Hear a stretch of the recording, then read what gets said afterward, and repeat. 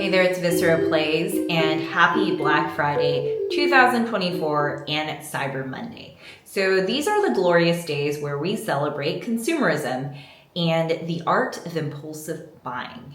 But before we make some purchases we're really going to regret in a couple of weeks, I have a couple of suggestions to rein in the frenzy of all these Black Friday deals.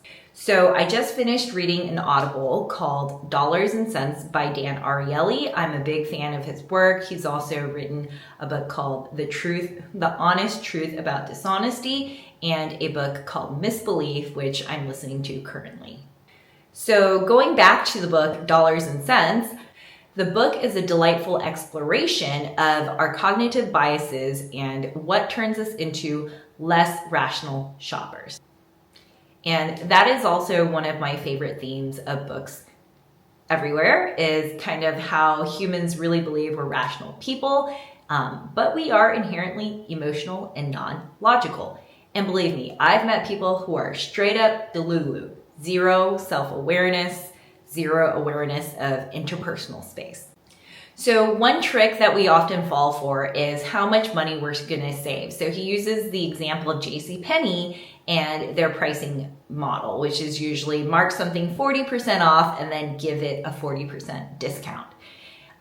He talks about how they had this one CEO who came in and he wanted to do fair, transparent pricing.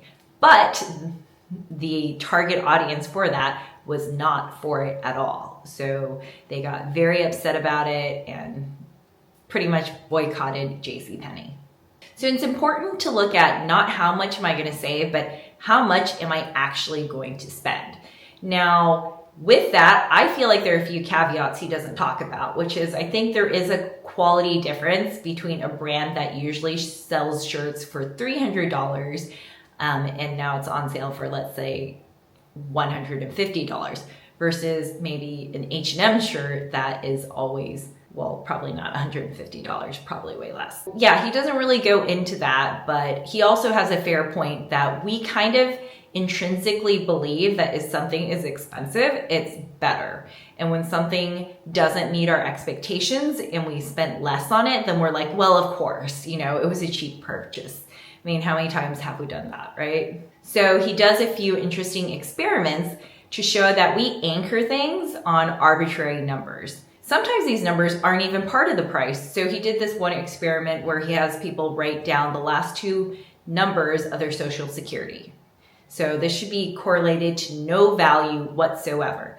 And then he had people guess the value of something, and he noticed a trend that if your social security number was higher, then you started actually guessing higher numbers.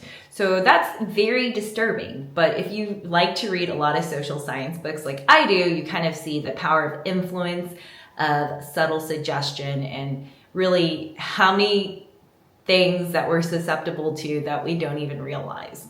Also, another way that these Black Friday deals can trigger us is, of course, scarcity, right? You only have until December 2nd to make X, Y, and Z purchases. Also, when we are emotional, we are more susceptible to buying, which is not surprising when you consider emotional eating, emotional drinking, all that stuff, right? So buying things is like a quick shot of dopamine. And Dan Ariely doesn't say that in the book, but that's how I see it. It's because it's like this notion, this dream that if I had this, I will do that. But of course, if you know anything about habits or the habit loop, that's not how habits work.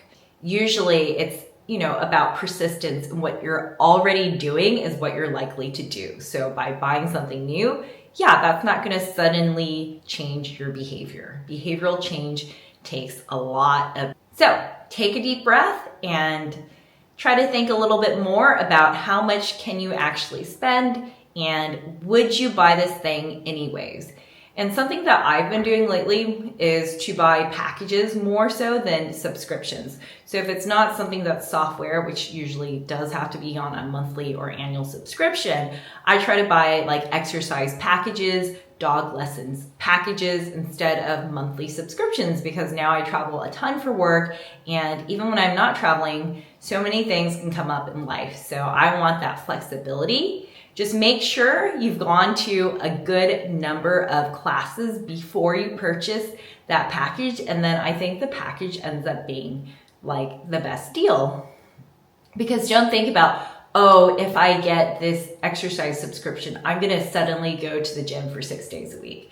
If you only go one day a week right now, you're probably only going to go 1 day a week when you have your membership subscription. So be realistic, look at your past history and your present habits. And if you don't like that, you can start changing that in the present time. Slowly build towards better habits. And as you have proven to yourself that you can sustain something for a few weeks or a few months, then you can think about making that bigger purchase and that bigger commitment. And thanks for watching. I'm going to go ahead and share my Black Friday haul.